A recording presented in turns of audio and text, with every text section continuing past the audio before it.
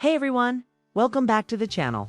Have you ever been in a situation where you're speaking or writing in English and suddenly you're not sure if you're saying it right? Maybe you've used a word or phrase and someone gave you that look, the one that says, that doesn't sound quite right? Well, you're not alone. English is full of tricky little rules and exceptions that can trip up even the most confident speakers. But here's the good news. Today, we're diving into some of the most common English mistakes and, more importantly, how to fix them. Whether you're learning English as a second language or just want to polish your skills, this video is for you. So grab a notebook, sit back, and let's get started. Oh, and don't forget to hit that like button and subscribe for more tips like these. Let's go. So why are these mistakes so common? Well, English is a language that's full of exceptions. For example, you might learn a rule like I before E, except after C, and then you come across words like weird or science, and suddenly the rule doesn't apply anymore. Frustrating, right? But here's the thing. Making mistakes is a natural part of learning. In fact, it's how we grow. The key is to recognize those mistakes, understand why they happen, and learn how to avoid them in the future. In this video, we're going to cover 5 common mistakes that learners and even native speakers often make. We'll break down each mistake, explain why it happens, and show you how to fix it. By the end of this video, you'll have a clearer understanding of these tricky areas, and you'll be able to use English more confidently. So let's jump into our first common mistake. Asterisk. Before we dive into the mistakes, let's talk about why. It's so important to address them. First, clear communication is key. Whether you're writing an email, giving a presentation, or just chatting with friends, small mistakes can sometimes lead to big misunderstandings. Second, fixing these mistakes can boost your confidence.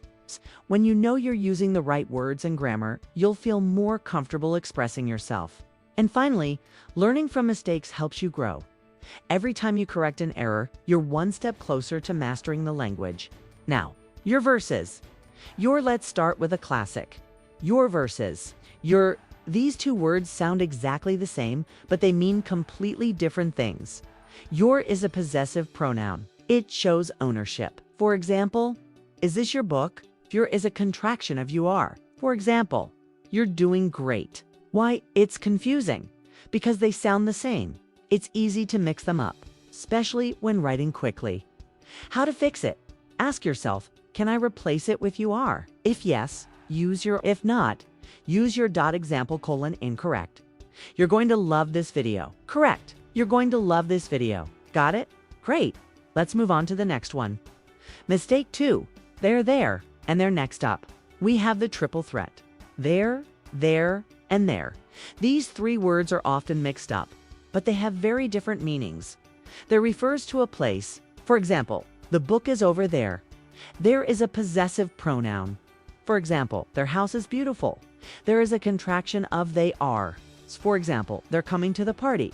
Why? It's confusing. Again, these words sound the same but are used differently. How to fix it? Think about what you're trying to say. If it's about a place, use there. If it's about ownership, use there. If it's a contraction, use they single quotes read example : incorrect. They're going to the park. Correct. They're going to the park. Easy, right? Let's keep going. Mistake 3. It's verses. Here's another pair that trips people up. It's an. It's is a possessive pronoun. For example, the cat licked its paws.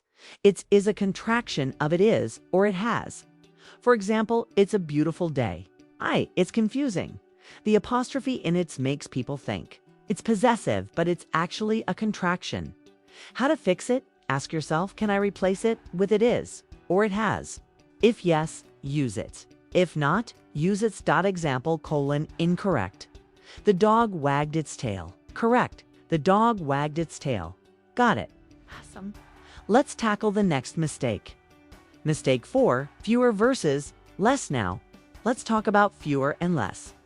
These words are often used interchangeably, but they have specific rules. Fewer is used for countable nouns. For example, there are fewer apples in the basket. Less is used for uncountable nouns. For example, there is less water in the bottle. Why? It's confusing People often use less for both countable and uncountable nouns, especially in casual speech. How to fix it? Ask yourself, can I count it? If yes, use fewer. If not, use less. Example: incorrect. There are less people here today. Correct? There are fewer people here today. Simple, right? Let's move on to the last one.